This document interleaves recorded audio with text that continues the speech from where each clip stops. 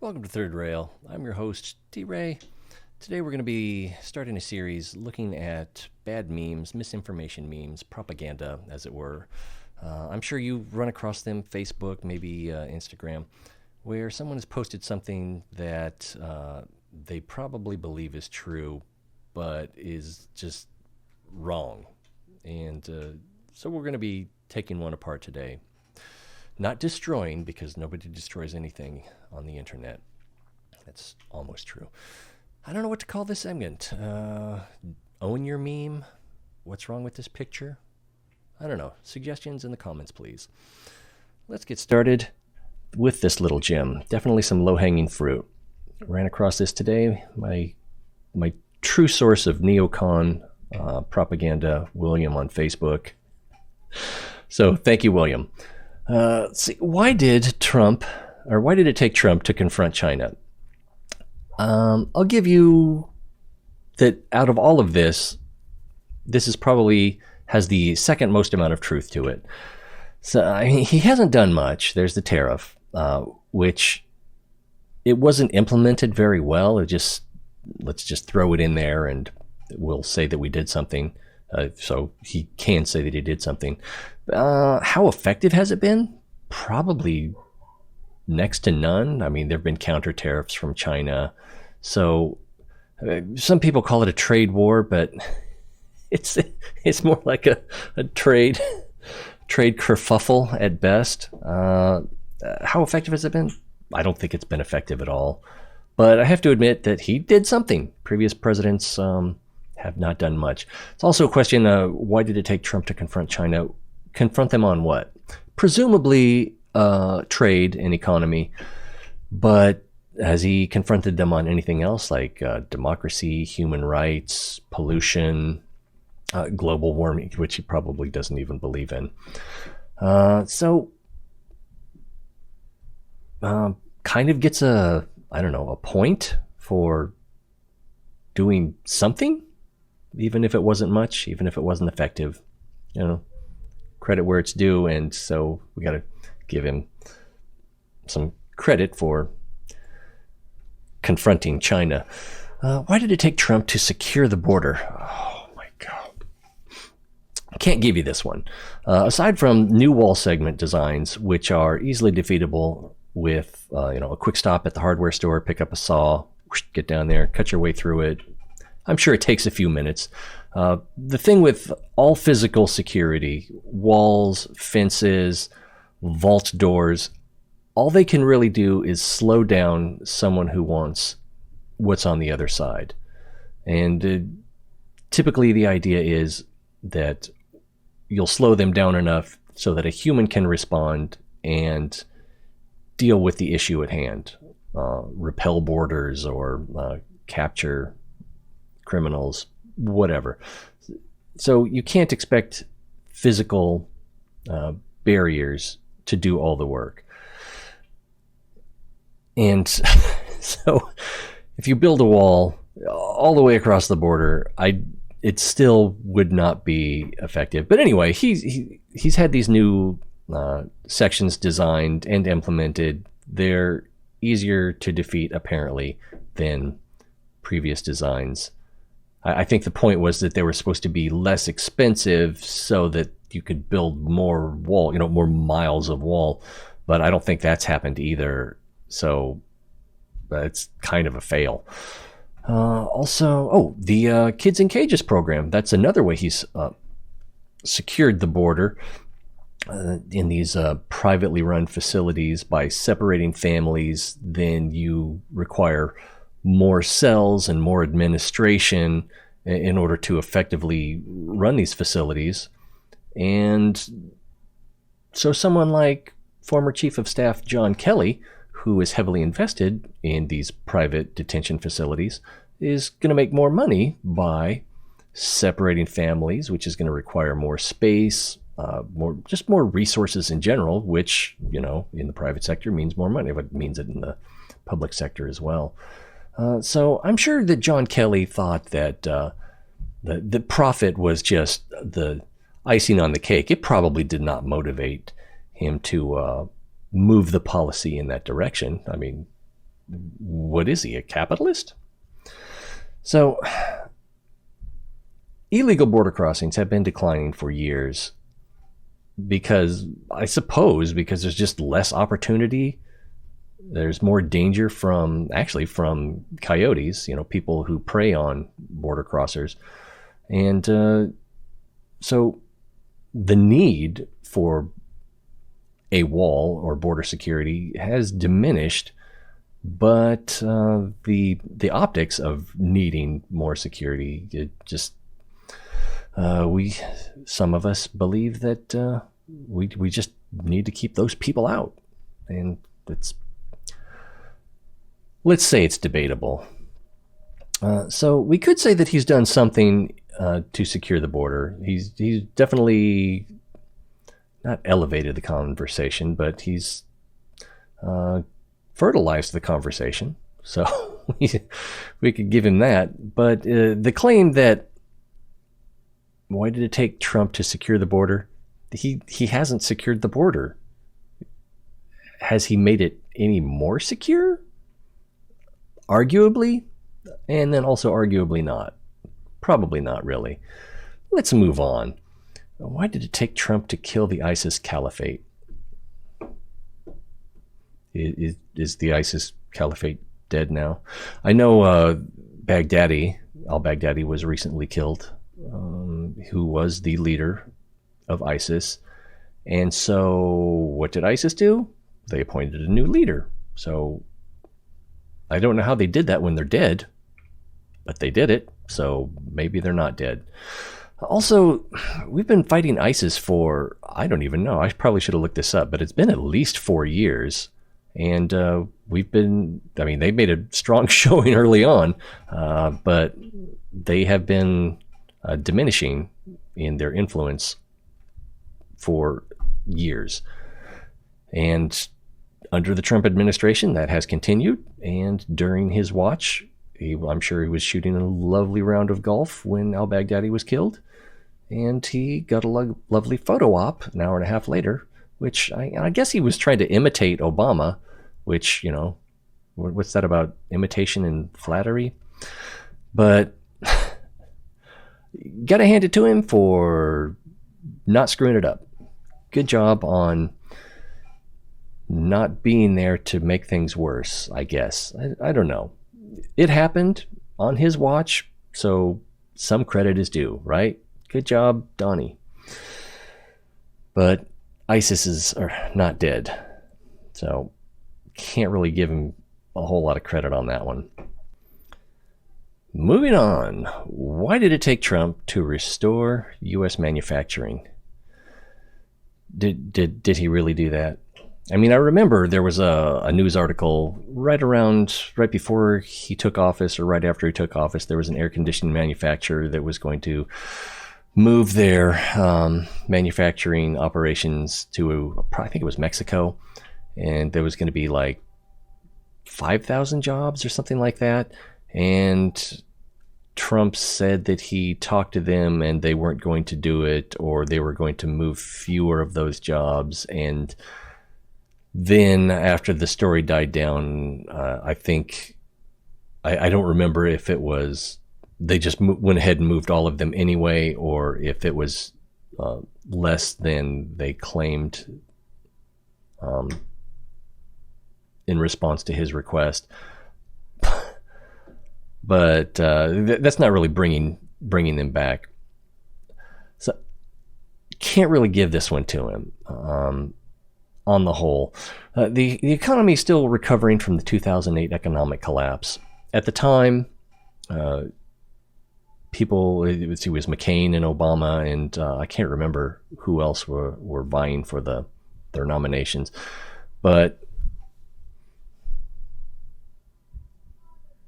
it was okay. McCain and Obama. I can't remember who else was vying for their party's nomination, but experts said at the time it was probably going to take 7 years to recover from this disaster. And looking at, statistics, especially labor force participation rate, it took about 7 years before that number stopped going down and started making a real climb back up. So that would have been the last year of the Obama administration. And it has continued at approximately the same rate to climb. Again, the labor force participation rate. So as the economy has been in recovery, there have been smaller manufacturers that popped up, smaller manufacturers that have expanded, but large-scale manufacturers have not really created much in the way of U.S. manufacturing jobs. Administrative, sure, to oversee offshore manufacturing, but large-scale manufacturers like GM, we'll say, have outsourced and automated most manufacturing jobs. So those jobs aren't coming back to America unless American workers, want to take a pay rate of like $1.50, no benefits, because the robots and the software, once you get them in there, they are more precise, more consistent, more reliable. They don't need time off to go to their daughter's dance recital. They don't get sick, and while they do break down, you can plan for that, have parts on hand, and get things back up and running pretty quickly.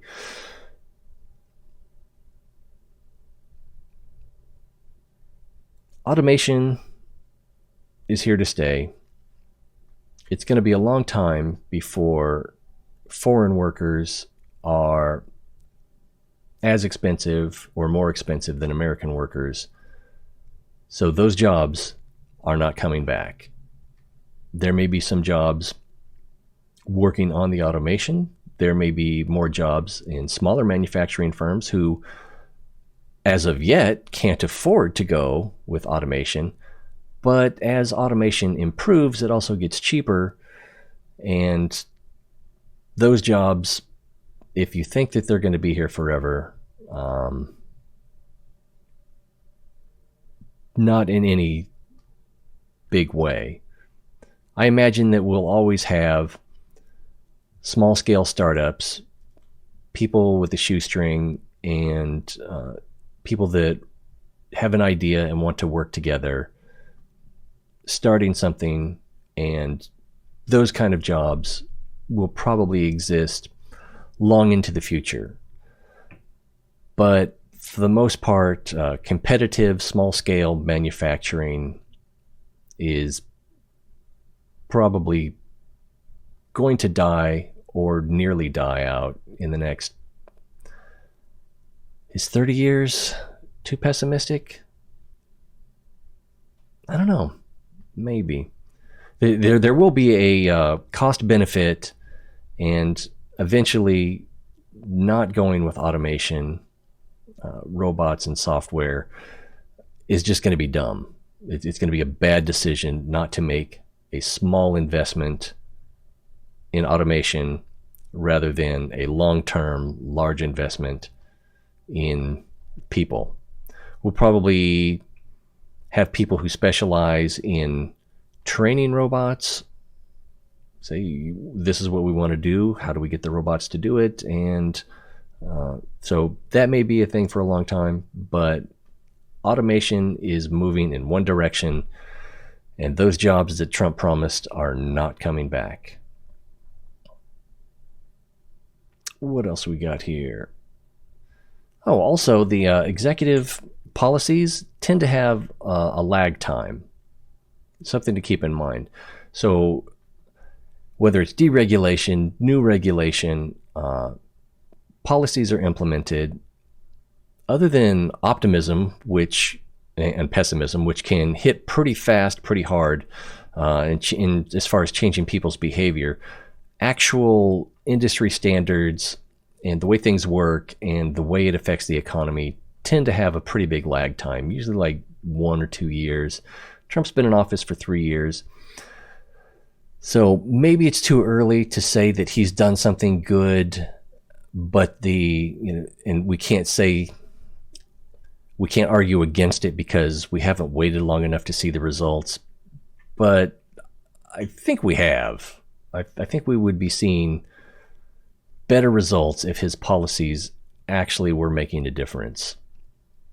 And what we're seeing is consistent with economic recovery from the 2008 collapse, not some sort of new economic frontier that's opened up before us and we're taking advantage of it and things are getting better in a hurry.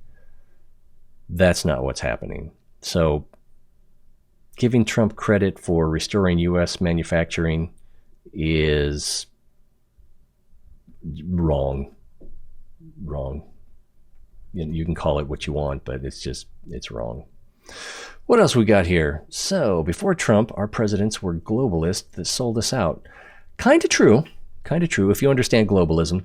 From a democratic standpoint, globalism means that people around the world, impoverished people that not too well off, or maybe people who are well off, middle class people around the world, globalism creates opportunities across the globe. More buying opportunities, more selling opportunities.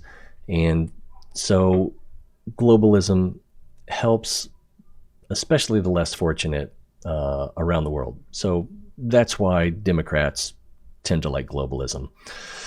Republicans, well, you've got two Republicans here to think about. There's the lower class Republicans and the upper class Republicans. Upper class Republicans also like globalism because it's good for business. It means that you can get more resources from more places, which, means your dollar goes farther as a business, and you have more markets to sell to. So if you are a big company, globalism is good for you. If you are on the other hand, a lower class conservative, then it doesn't look so good because your opportunities have decreased because now the American economy or the American dollar is not as competitive. Lower class Americans are not as competitive with their buying power as they were compared to the rest of the world. Now I think it's a Republican philosophy that a rising tide raises all boats, and that's how Republicans and conservatives sell globalism. But lower class Americans feel the pinch more and see globalism as a problem.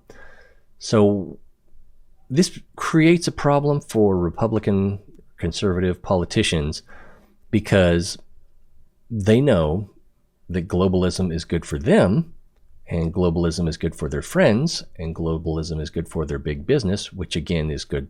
Do you think it's not good for them if big business has more money? So they may be telling their constituents that they're isolationists or nationalists or America first, and this includes Trump, they know what side their bread is buttered on, and they are not going to drop that bread.